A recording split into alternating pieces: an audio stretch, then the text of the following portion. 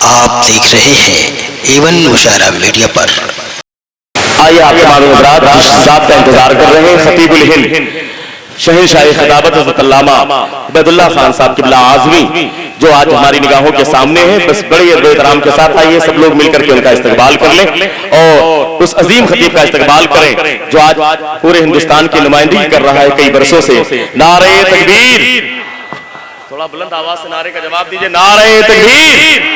نعرہ رسالت! علماء اہل سنت! فیضان مخدوم سمنا! نعرہ تکبیر! نعرہ رسالت! نحمدہ و نصلی علی حبیبہ الکریم، اما بعد، فاعوذ باللہ من الشیطان الرجیم، بسم اللہ الرحمن الرحیم، کل نفس ذائقۃ الموت، آمنت باللہ، صدق اللہ العلی العظیم۔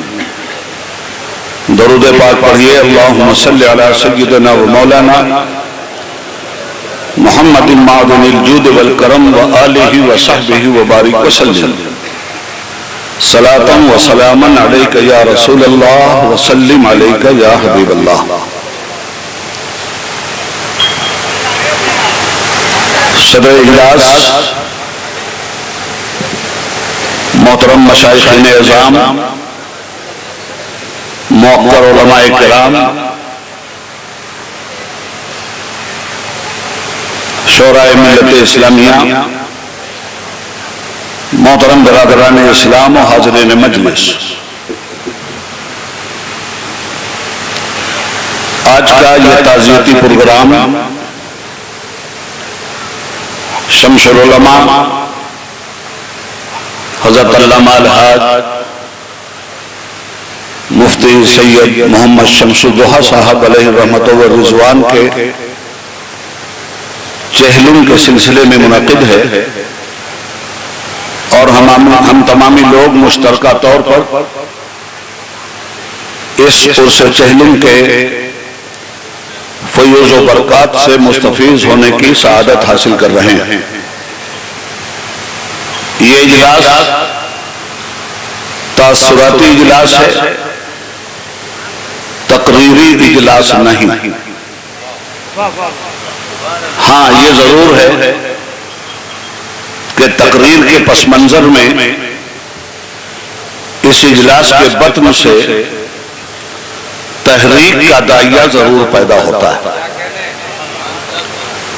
اور جب تک تقریریں ہوتی رہیں گی، تحریکوں سے خالی ہوگا، تو ان تقریروں کا نتیجہ سوائے اس کے کچھ نہیں ہوگا کہ نشستم اور برخاستم، بیٹھے ہیں چلے جائیں۔ آج جس شخصیت کے بارے میں ہم یہاں معلومات حاصل کرنے آئے ہیں اور جس کا عرص چہلم، اگر وہ مر گئی ہوتی تو مردوں کو پوچھتا کون؟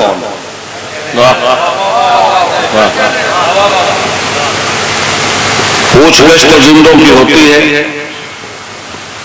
مردوں کو تو اٹھا کر دفن کی منزل سے گزار کر لوگ بھول جایا کرتے ہیں۔ میں یہ بات اس لیے کہہ رہا ہوں کہ میں نے قرآن کریم کی جس آیت کریمہ کے ٹکڑے کو پڑھنے کا شرف حاصل کیا ہے، اس میں ہمارا اور آپ کا رب ارشاد فرماتا ہے کل نفس ذائقۃ الموت، ہر نفس کو موت کا ذائقہ چکھنا ہے۔ موت کیا ہے اور عرس کیوں؟ بس یہ دو بات۔ مر کے ٹوٹا ہے کہیں سلسلہ قید حیات، فرق اتنا ہے کہ زنجیر بدل جاتی ہے۔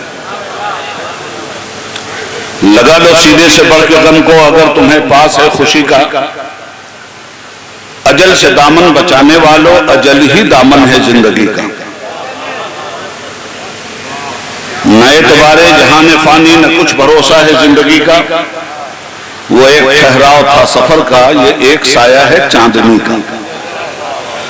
جھنک رہا ہے ازل سے اب تک ہر ایک تارے رگے زمانہ، جہان مہر و وفا میں یوں بھی الہی ٹوٹے نہ دل کسی کا۔ حضرات محترم، زندگی جب تک ملی نہیں تھی اس کا وجود نہیں تھا، صرف عدم ہی عدم تھا۔ رب العالمین نے عدم سے زندگی کو وجود بخشا۔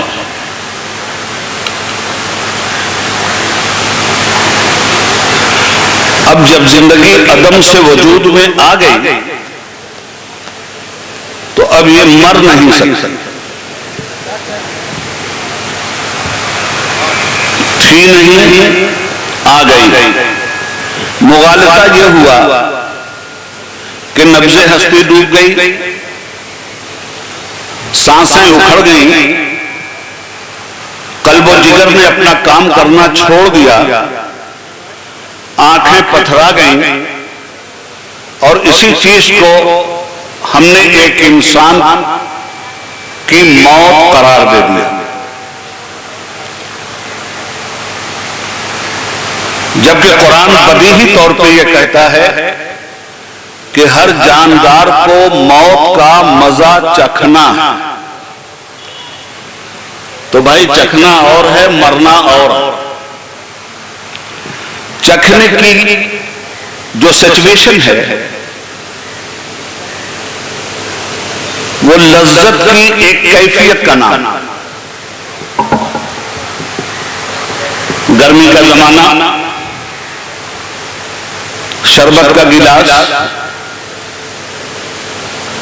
آپ نے پی لیا، اس کا جو ذائقہ ہے اس کا کوئی حسیاتی وجود نہیں، ذائقہ ایک کیفیت کا نام، اور کیفیت دیر تک باقی نہیں رہتی۔ چائے پی لیا آپ نے، اس کا ذائقہ چکھ لیا، کھانا کھا لیا، اس کا ذائقہ چکھ لیا، تربوز کھا لیا، اس کا ذائقہ چکھ لیا، الگ الگ سے ذائقے آپ چکھتے جا رہے ہیں، مگر ان ذائقوں کا کوئی بھی حصی وجود نہیں۔ تھوڑی دیر کے بعد آپ نے کلی کر لیا، ذائقہ رخصت ہو گیا۔ معلوم یہ ہوا کہ ذائقہ دیر تک ٹھہرنے والا نہیں ہے، تو کلو نفس ذائقۃ الموت میں یہ جو ذائقہ ہے یہ کب دیر تک ٹھہرے گا؟ یہ بھی دیر تک ٹھہرنے والا نہیں۔ پھر یہ آدمی گیا کہاں؟ تو میں تو یہ کہنا چاہتا ہوں کہ اس پر پہلے غور کیا جائے کہ یہ گیا کہاں، غور اس پہ پہلے کر لیا جائے گا کہ آیا کہاں سے۔ آیا یہ عدم سے وجود میں، کہتے ہیں ماں کے پیٹ میں آیا، تو ماں کے پیٹ میں ایک زندگی تھی اس کی، اگر زندہ نہیں تھا تو باہر کیسے آیا؟ اس زندگی میں اس کے پاس جو کیفیت تھی اس زندگی کی، اس کے علاوہ کچھ نہیں تھی، کہ جہاں تک اس نے سمجھا، اصل میں موت کے معاملے میں مغالطے بہت ہیں، تو میں 10 منٹ میں ان سب چیزوں کو کلیئر کرنا چاہتا ہوں۔ ماں کے پیٹ میں اس نے سمجھا کہ یہی ساری کائنات ہے، اس سے بڑی کوئی کائنات نہیں، مگر جب ماں کے پیٹ سے وہ برآمد ہوا تو ہم نے آپ نے سب نے دیکھا کہ وہ روتا ہوا برآمد ہوا، اور اگر روتا نہیں ہے تو تھپکی دے دے کر نوزائیدہ بچے کو رلایا بھی جاتا ہے، اس لیے کہ یہ رونا زندگی کی علامت ہے۔ ماں کے پیٹ میں تھا تو رو نہیں رہا، دنیا میں آتے ہی یہ رویا کیوں؟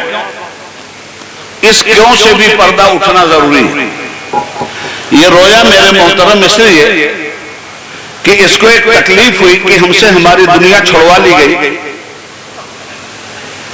اتنی بڑی دنیا میں رہتے تھے، اس سے بڑی کوئی دنیا نہیں تھی، مگر دھیرے دھیرے جب اس نے آنکھ کھولی اور دنیا کے شہود کی روشنی کا نور ملا اس کو، تب وہ بچہ حرکت میں آنے لگا، کبھی مسکرانے لگا کبھی رونے لگا، مگر اب اس نے یہ سمجھ لیا کہ ہم جس دنیا میں تھے وہ تو بڑی چھوٹی سی دنیا تھی، اب تو ہم بہت بڑی دنیا میں منتقل ہوئے ہیں۔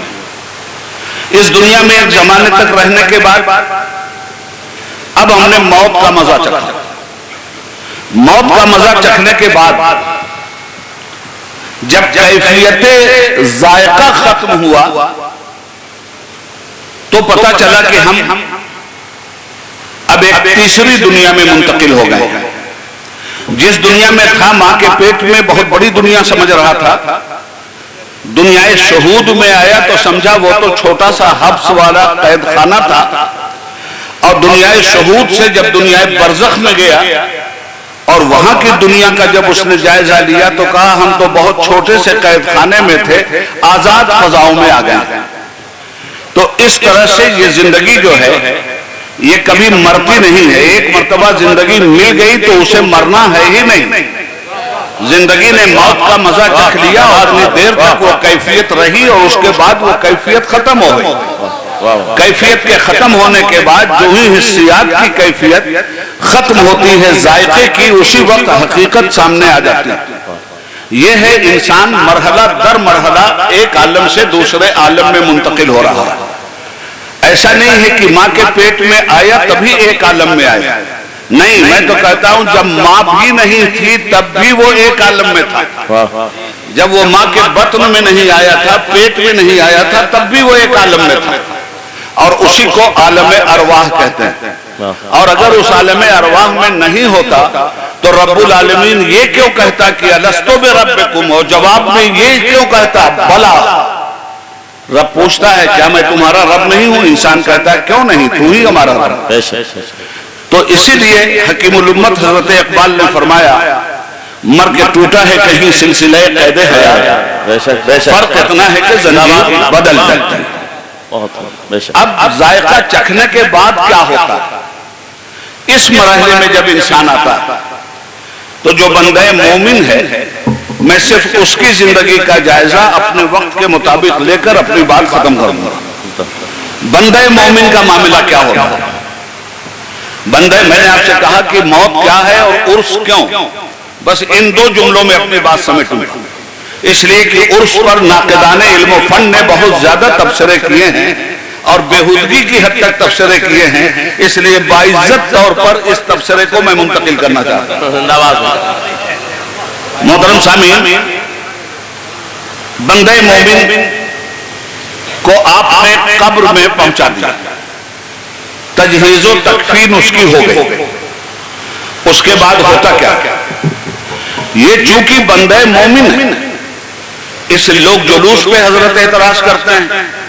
ہم نے سنن ابو داؤد پڑھی ہے، مسند احمد پڑھی ہے، یہ روایتیں آپ کو مل جائیں گی۔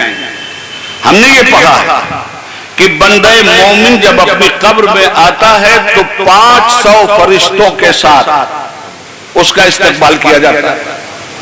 اور اس سے پہلے ہم نے یہ بھی پڑھا کہ جب بندہ مومن کی روح قفس عنصری سے پرواز کروانے کے لیے جناب ملک الموت علیہ السلام تشریف لاتے ہیں تو وہ بھی 500 ملائکہ کے ساتھ آتے ہیں بندہ مومن کے پاس، اور آنے کے بعد پہلے وہ بندہ مومن کو سلام کرتے ہیں، یہ موت کا وقت، اور اس سلام کے بعد وہ کہتے ہیں بندہ مومن تو خوش ہو جا کہ ہم اپنے رب کے پیغامبر بن کر تیرے پاس آئے ہیں، رب نے تجھے سلام بھیجا۔ اور اس کے بعد موت کے ذائقے کا مرحلہ آتا، مرنے کے بعد یہ اصطلاحی ایک لفظ ہے اس لیے میں بول رہا ہوں۔ ہوتا کیا ہے؟ یہ 500 فرشتوں کے جلوس میں بندہ مومن کا استقبال ہوتا ہے، اور قبر میں اسے نہیں رکھا جاتا، ہم آپ اس کو قبر میں رکھ کے آتے ہیں. فرشتے جب اس کی روح نکالتے ہیں، ابھی تو قبر میں آدمی کا جسم گیا ہی نہیں، اس سے پہلے ہی کا مرحلہ یہ ہے کہ یہ فرشتے 500 کی تعداد میں جلوس کے ساتھ بندہ مومن کی روح کو لے کر پرواز کر جاتے ہیں، اور آسمانوں کے دروازے اس کے لیے کھولے جاتے ہیں، اور ہر آسمان کے فرشتے اس کو سلام کرتے ہیں، اسے مرحبا کہتے ہیں، یہاں تک کہ یہ ساقِ عرش سے گزرتا ہے اور رب العالمین حکم دیتا ہے ملک الموت کو کہ اسے میری بارگاہ میں لے آؤ. اللہ کی بارگاہ میں جب یہ روح بندہ مومن کی پیش کی جاتی ہے تو پروردگار کا ملائکہ کے جلوس کو حکم ہوتا ہے کہ تم سب سے پہلے میری بارگاہ میں سجدہ ریز ہو جاؤ. فرشتے سارے جب اللہ کی بارگاہ میں سجدہ ریز ہو جاتے ہیں، اس کے بعد فرشتوں سے کہا جاتا ہے کہ اب اس روح کو میری بارگاہ میں سجدہ ریز کرواؤ. اب بندہ مومن کی روح اللہ کی بارگاہ میں سجدہ ریز ہوتی ہے. اس کے بعد حکم ہوتا ہے کہ اب اس روح کو لے کر جاؤ جہاں اس کا جسم ہے، اور اس کے جسم میں اس روح کو منتقل کر دو. اب یہ روح جسم میں منتقل کی جاتی ہے. میں کہتا ہوں کہ یہ روح آسمانوں پہ کیوں لے گئے؟ رب کی بارگاہ میں اس کا سجدہ ہوا، سجدے کے بعد اسے جہاں اس کی قبر تھی اس کے جسم میں داخل کروایا گیا. معاملہ کیا ہے؟ معاملہ یہ ہے کہ اس روح کو دو سلامیاں پیش کر رہی.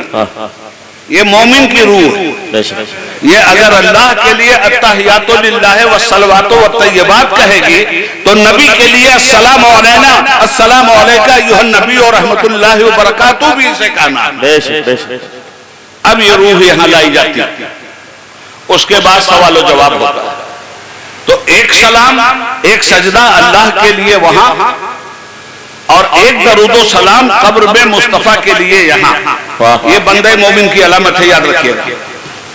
حضرت مولانا شمس الدوہا رحمۃ اللہ علیہ کے پس منظر میں یہ بات کہہ رہا ہوں. ایک مومن کامل جب جاتا ہے تو اس کا استقبال اس طرح سے ہوتا ہے. اب جب یہ روح یہاں منتقل ہوئی تو یہاں منتقل ہونے کے بعد آپ جانتے ہیں 3 سوال ہیں. من ربوں کا، کون ہے تمہارا رب؟ کہتا ہے اللہ ربی، اللہ میرا رب. ما دینوں کا، کیا تھا تمہارا دین؟ دینی الاسلام، میرا دین اسلام. مگر سوالات کا سلسلہ ابھی ختم نہیں ہوا ہے، اور جب تک سوالات منتہائے کمال پہ نہ پہنچ جائے آدمی کے فیل اور پاس ہونے میں تردد ہے. مثال کے طور پر پڑھا لکھا مجمع ہے، آپ کو ایک پرچہ حل کرنے کے لیے دیا گیا. 5 سوالات ہیں جنہیں آپ کو حل کرنا، مگر 5 پروفیسر منمی صاحب بیٹھے ہیں، بتائیں گے وہ آپ کو 5 سوالات. 5 سوالات میں اسٹوڈنٹ جانتے ہیں کہ ایک سوال لازمی ہوتا. ہر سوال آپ نے حل کر دیا، اور لازمی سوال حل کرنے میں اگر آپ کامیاب نہیں ہوئے تو آپ فیل ہو جائیں گے. قبر کے یہ 3 سوال ہیں، یاد رکھیے گا. 3 سوال میں آخری سوال لازمی ہے. من ربوں کا، یہ لازمی سوال نہیں ہے. ما دینوں کا، یہ بھی لازمی سوال نہیں ہے. مگر ما تقولو فی حق ھذا الرجل، میرے مصطفیٰ کو پہچانتا ہے کہ نہیں پہچانتا ہے، یہ لازمی سوال. نعرہ تکبیر، نعرہ رسالت، سادات کرام، خطیب الہند، نعرہ تکبیر، نعرہ رسالت. اب ایک بات اور قابل غور ہے، وہ بات یہ کہ صاحب پروٹوکال ہوتا ہے. پروٹوکال کا طریقہ کیا ہوتا ہے؟ پہلے چھوٹے سے ملا جائے، پھر بڑے سے ملا. آپ کا اپنا کوئی کام ہے تو آپ ضلع کی سطح پر ضلع کے کلکٹر سے ملیے. یہاں سے نہیں ہوتا ہے تو پھر چیف منسٹر سے ملیے. وہاں سے نہیں ہوتا ہے تو پرائم منسٹر سے ملیے. تو اسی طرح اللہ تو سب سے بڑا ہے نا. پروٹوکال کا طریقہ یہ تھا کہ پہلے مصطفیٰ سے ملایا جاتا، بعد میں خدا سے ملایا جاتا. مگر یہاں پروٹوکال الٹا ہوا ہے. پہلے خدا کہتا ہے مجھ سے ملو، بعد میں میرے مصطفیٰ سے ملو. بھئی معاملہ کیا ہے؟ خدا سمجھانا یہ چاہتا، حج کرنے آ رہے ہو تو پہلے میرے کعبے پہ آؤ، رو دھو گڑگڑاؤ، گناہوں کا تزکیہ کرو، اور جب پاک صاف ہو جاؤ تب مدینہ جا کے میرے مصطفیٰ کو سلام کرو۔ یہاں رب یہ چاہتا ہے کہ یہ روح ہر طرح سے باادب ہو جائے، یہ روح ہر طرح سے تکریم کے مفاہیم کو سمجھنے کے قابل ہو جائے۔ میں اس کا رب ہوں، یہاں گڑگڑانا اس کے لیے کوئی معیوب بات نہیں، یہاں چیخنا اس کے لیے کوئی معیوب بات نہیں، مگر میرے مصطفیٰ کی بارگاہ میں ہوش کا دامن اگر چھوٹا تو سب چھوٹ جائے گا۔ اس لیے پہلے ادب آ کر بارگاہ خدا بندی میں سیکھو، اس کے بعد بارگاہ مصطفی میں جاؤ، اور جب فرشتہ سوال کرے ما تقول فی حق ھذا الرجل، تو عبید اللہ اعظمی کی زبان میں یہ کہو پوچھو نہ نکیرو تم، یہ کون ہے ہم سے؟ یہ ہمارا شعر، سرقہ نہیں ہے، چوری نہیں، پوچھو نہ نکیرو تم، یہ کون ہے ہم سے؟ ارے رکھا ہے یہاں ہم نے قدم آپ کی خاطر،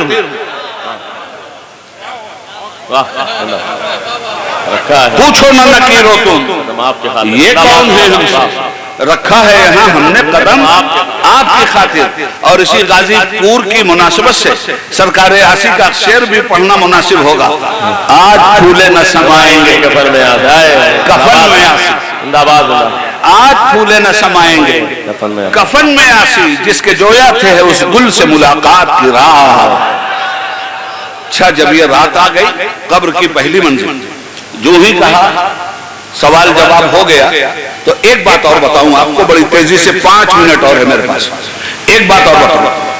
جب یہ سوال و جواب ہو گیا تو سوال و جواب سے پہلے کا بھی ایک مرحلہ، فرشتے جب اٹھا رہے ہیں اور جو ہی پہلا سوال کیا فرشتوں نے، تو حدیث شریف میں آتا ہے کہ بندہ مومن کے سامنے اس وقت سورج اس طرح کر دیا جاتا ہے کہ ابھی غروب ہونے والا، اور بندہ مومن اسی دنیا میں اپنے کو محسوس کرتا ہے۔ وہ کہتا ہے فرشتوں سوال جواب ہوتے رہیں گے، یہ دیکھو سورج ڈوب رہا ہے، کہیں میری نماز عصر نہ قضا ہو جائے، اس لیے اے عرس میں آنے والو، نہ نماز عصر قضا کرنا نہ نماز فجر ادا کرنا۔ اگر نماز فرض تم نے ادا نہیں کیا تو یہ عرس بھی تم پہ قرض ہوگا، اور ہر حسنات کی باتیں بھی تم پہ قرض ہوگا۔ تب فرشتے تھپکی دیتے ہیں بندے مومن خوش ہو جا، یہ عالم برزخ ہے، یہاں اعمال کے سلسلے منقطع ہو چکے ہیں، یہاں جو فصلیں تو نے بوئی تھی دنیا میں ان کے کاٹنے کا وقت۔ اب سوالات ہوتے، سوالات کے بعد کیا ہوتا ہے؟ اس بندے مومن کو جنت اور دوزخ دونوں کے مناظر دکھلائے جاتے ہیں، جنت کا باغیچہ بھی دیکھتا ہے، دوزخ کی ہولناک خرابیاں بھی دیکھتا ہے۔